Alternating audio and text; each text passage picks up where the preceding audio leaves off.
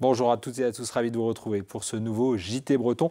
Dans l'actualité de ce mercredi 3 avril, le président face aux maires bretons, Emmanuel Macron était à Saint-Brieuc pour les premières assises des maires. Nous revenons également sur cette rencontre avec vous, Fanny Cocognier. Dans l'actualité également, le plan de reclassement de l'entreprise RVE à Crédin, dans le centre Morbihan. 115 salariés avaient perdu leur emploi il y a un an. Que sont-ils devenus? Nous les avons rencontrés. Et puis une application qui permet de suivre l'évolution des dunes et de participer au travail des scientifiques. Ça s'appelle CoSnap et c'est dans le Morbihan. Fanny, bonjour. Vous avez suivi aujourd'hui à Saint-Brieuc les premières assises des maires bretons. Une première marquée par la venue du président de la République. Un rendez-vous préparé par les présidents des associations des maires de longue date. Oui, fin décembre, avant que le président de la République ne lance son grand débat, les maires bretons, emmenés par Dominique Cap, ont décidé de lancer une grande consultation. 1208 questionnaires ont été envoyés à chacun. 485 maires ont répondu sur la manière dont ils vivent leur mandat. Ils ont fait remonter leurs attentes et leurs préoccupations sur des sujets du quotidien comme les déserts médicaux, les finances locales ou encore sur l'accès aux réseaux Internet et téléphone, dont 42% des sondés se disent insatisfaits.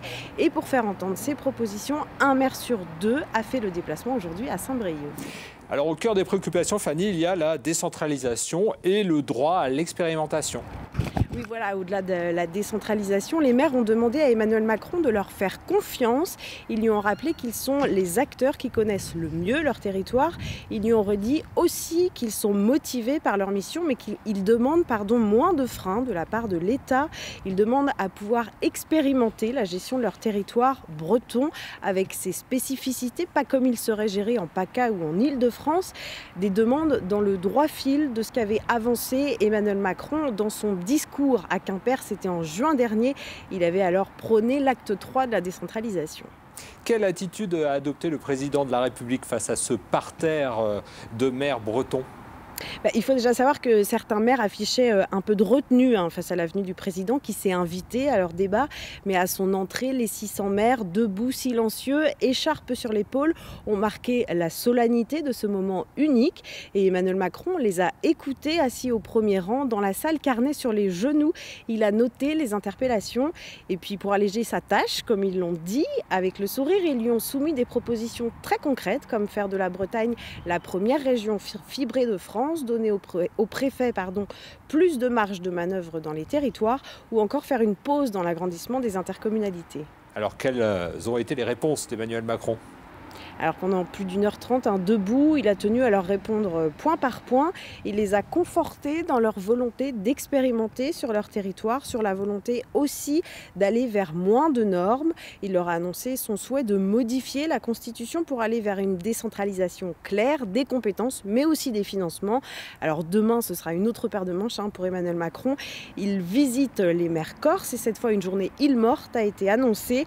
Il restera alors quelques jours à Emmanuel Macron avant de clore le grand débat. Déjà, il l'a prévenu, il ne signera pas un chèque à chacun des 66 millions de Français.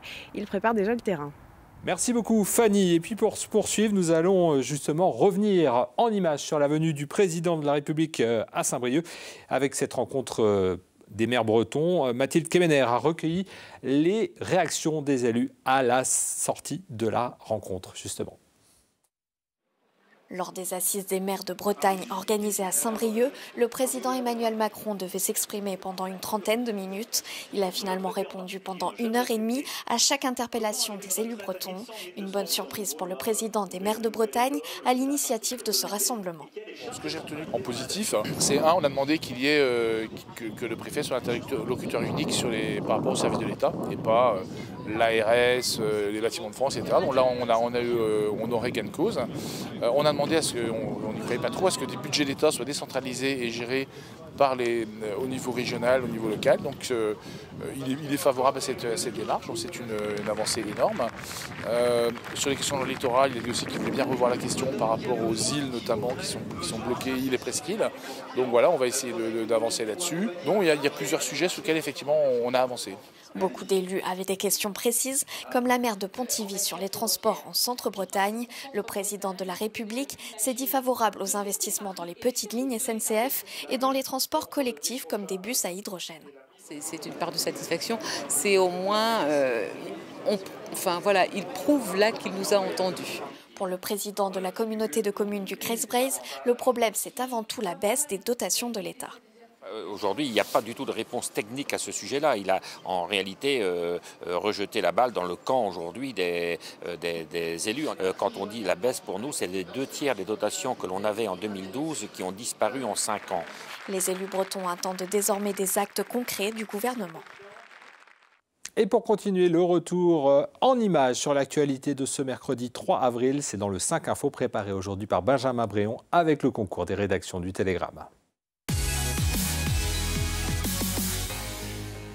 Les fouilles ont débuté ce mercredi matin à Pont-de-Buis dans la ferme d'Hubert Kawissin, principal suspect du quadruple meurtre de la famille Troadec en 2017. Elles visent à retrouver les crânes des victimes que leur meurtrier aurait disséminés dans la vase au bord de l'Aulne. Les opérations devraient durer plusieurs jours. Événement en vue ce jeudi matin au port du Guilvinec dans le Finistère où va être mis à l'eau le Stellar 2, dernier né et première construction neuve depuis 2013 du chantier naval ENAF. 8 mois de travail auront été nécessaires pour réaliser le coquillet goémonier de 11 mètres, mélange de chêne pour les membrures et bordées et de stratifié pour le pont et la cale. Le Stellar 2 rejoindra ensuite Port-Salle, son port d'attache. La chasse aux choucas des Tours est ouverte dans le Finistère. 7000 d'entre eux, nuisibles pour les exploitations agricoles et pour les autres espèces d'oiseaux, vont pouvoir être tués. 7 secteurs sont concernés: Quimperlé, Pontcroix, Plébin, Spézette, Ploumoguer, Plounévez-le-Christ et Invic. Ce nombre pourra dans un second temps être porté à 12 000. Un programme de recherche d'une solution pérenne à la surpopulation des choucas va également être lancé. L'étude des macrodéchets sur le littoral prend de l'ampleur.